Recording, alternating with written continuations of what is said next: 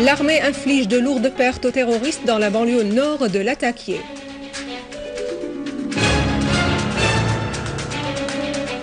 Poutine appelle à un règlement politique des crises au Moyen-Orient.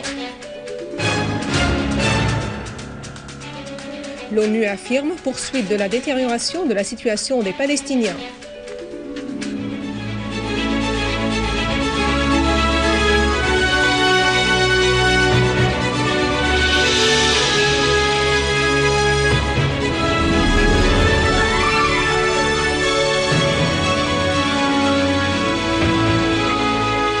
Mesdames et messieurs, bonsoir. Après les titres, voici notre journal.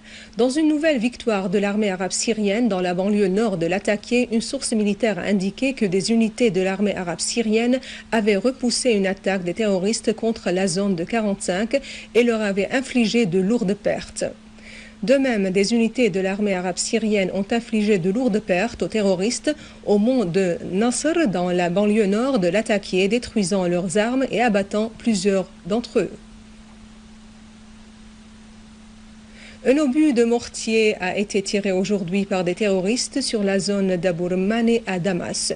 Une source au commandement de la police a fait savoir que l'obus s'était abattu dans un jardin à proximité du dispensaire de Abu Rumane, soulignant que les dégâts s'étaient limités au matériel.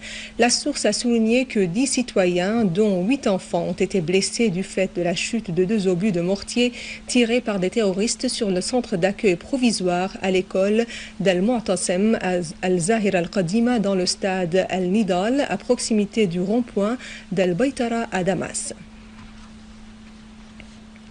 Un citoyen est tombé en martyr et 9 autres ont été blessés dans une attaque terroriste aux obus de mortier lancés par des terroristes en direction de Harasta.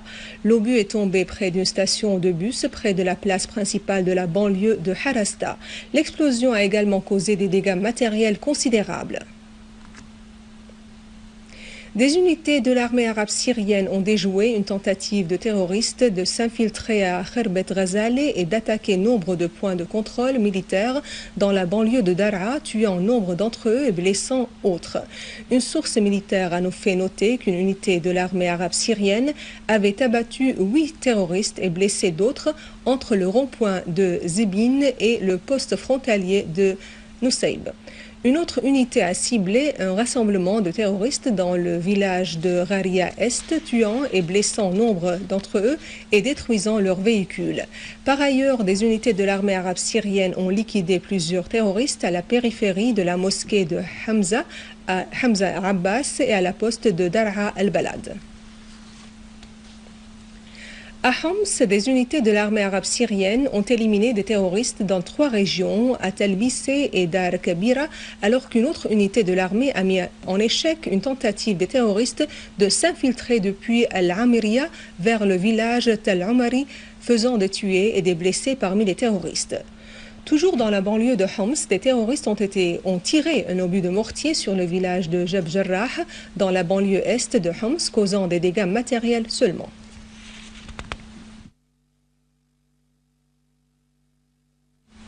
Des unités de l'armée arabe syrienne et des forces armées ont déjoué une tentative des terroristes de s'infiltrer au nord du village Al-Aziza, près de l'usine de fer dans la banlieue d'Alep. Des terroristes ont été tués et d'autres blessés dans des affrontements entre les deux côtés. Le président russe Vladimir Poutine a affirmé l'importance de reprendre les entretiens concernant la crise en Syrie dans le cadre de la conférence de Genève 2, appelant tous les pays à déployer tout effort possible en vue de réaliser cet objectif. Dans un message qu'il a adressé aux participants au sommet arabe tenu au Koweït, le président Poutine a indiqué que la Russie accorde un grand intérêt au règlement politique et diplomatique des crises au Moyen-Orient en respectant la souveraineté, l'indépendance et l'intégrité territoriale de tous les pays dans la région.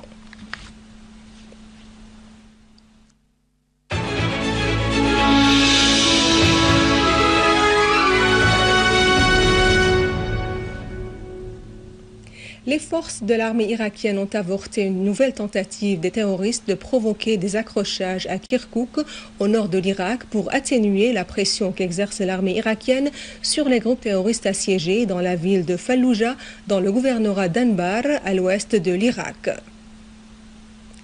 Le général Brahim Khalaf, commandant des opérations de l'éveil de Houaïja à Kirkouk, a indiqué que les opérations menées par la 12e troupe de l'armée irakienne et les forces d'éveil à Houaïja, Riyad et Abbasi s'étaient soldées par l'arrestation de 80 terroristes du soi-disant État islamique en Irak et au Levant et d'autres réseaux impliqués dans les actes terroristes contre le peuple irakien.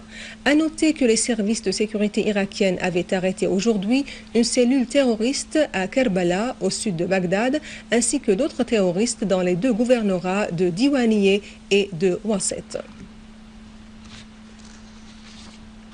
Le rapporteur onusien pour les droits de l'homme en Palestine occupée, Richard Falk, a mis en garde contre la situation incessamment détériorée des Palestiniens qui vivent sous le joug de l'occupation israélienne depuis plus de 47 ans.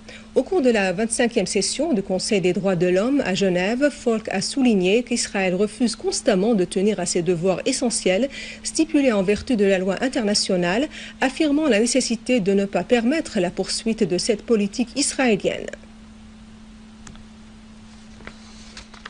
Le tribunal criminel d'Al-Menia en Égypte a condamné à mort de 529 accusés du réseau terroriste interdit des frères musulmans. La première séance a commencé par le jugement de 683 meneurs des frères musulmans, dont le guide Mohamed Badi, pour des accusations d'incitation à la violence. Par ailleurs, les forces de sécurité ont arrêté 25 personnes affiliées aux 10 réseaux pour l'attaque des postes de la police, l'incitation à la violence et à la provocation du chaos. En outre, 12 éléments des frères musulmans ont été arrêtés à Fayoum après avoir barré la route du Caire-Fayoum et 9 autres à Manoufia pour la fermeture des routes, ainsi que 4 à Qana et Bouhaïra en raison de la provocation du chaos et de la manifestation sans autorisation du ministère de l'Intérieur. La Russie a demandé au gouvernement provisoire de Kiev de garantir la sécurité des responsables russes en Ukraine. Cet appel intervient suite à des menaces adressées aux locaux des missions diplomatiques russes en Ukraine.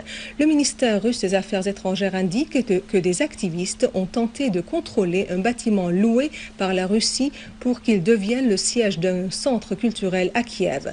De tels incidents se déroulent parce que les nouvelles autorités ukrainiennes ont perdu le contrôle à Kiev, dans laquelle règne un climat de chaos, ajoute le ministère russe des Affaires étrangères.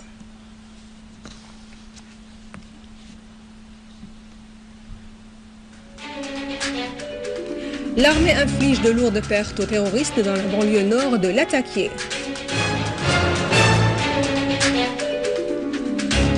Poutine appelle à un règlement politique des crises au Moyen-Orient. L'ONU affirme poursuite de la détérioration de la situation des Palestiniens. Ainsi s'achève notre journal. Je vous remercie de l'avoir suivi. Passez une excellente journée sur notre chaîne.